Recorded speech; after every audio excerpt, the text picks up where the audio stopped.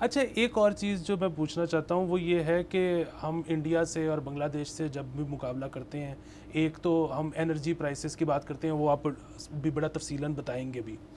لیکن اس کے علاوہ کیا آپ کو ایک اور بھی ڈیفیکلٹی پیش آتی ہے کہ پاکستانی جو ہم لوگ ہیں، ہم ایک تو یہ کہ شاید اس طرح سے ریجیمنٹڈ نہیں ہیں، اس طرح سے سکلڈ نہیں ہے ہماری لیبر، اور شاید یہاں پر کوئی انسٹیٹیوٹس بھی نہیں ہیں جو ان کو سکلفل بنا سکیں، ہمارا شاید مزاج بھی ویسا نہیں ہے، یہ بھی آپ کو ڈیفیکلٹی فیس کرنی پڑتی ہے؟ اسی کے اندر میں ایک ضمنی سوال بھی ڈال دوں کہ labour cost Pakistan compared to Vietnam, India, Bangladesh, کیا فرق ہے؟ میں پہلے ان کے سوال کا جواب دیتا ہوں. دیکھیں، پاکستان روایتی طور پہ پہلے بیسک انڈسٹریز میں شروع ہوا تھا، اسپننگ اینڈ ویونگ، دھاگا بنانا، کپڑا بنانا، اینڈ اسی میں چلتا رہا پچھلے 30-40-50 سال.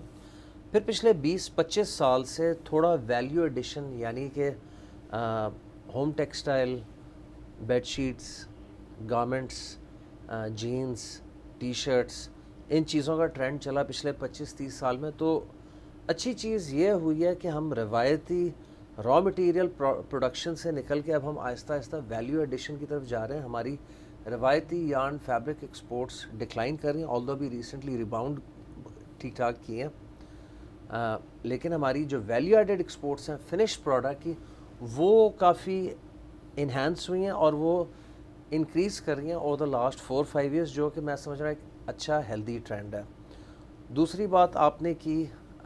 کہ سکل نہیں ہے لیبر. سکل، اچھا، چونکہ ہم روایتی انڈسٹریز میں تھے تو over a period of time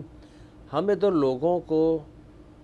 value addition کی طرف یا وہ نیسسری ٹریننگ نہیں دے سکے جس میں ہم گارمنٹ انڈسٹری میں جا سکیں. گارمنٹ انڈسٹری میں جانے کا فائدہ یہ ہے کہ اس میں امپلائمنٹ بہت زیادہ ہوتی ہے،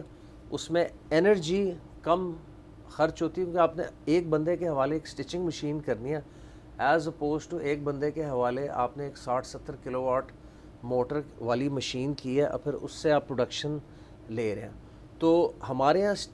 ٹرینڈ ورکر اس طرح نہیں ہے جس طرح بنگلہ دیش میں یا انڈیا میں ہے، لیکن اب کافی ووکیشنل انسٹیٹیوٹس کھل چکے ہیں جہاں ان کی ٹریننگ بھی ہو رہی ہے. اس میں آئی تھنک ٹیفٹا بھی انوالو ہے، کافی گورنمنٹ کا ادارہ. پلس جیسے جیسے لوگ ویلیو ایڈیشن کی طرف گئے ہیں کہ کیا میں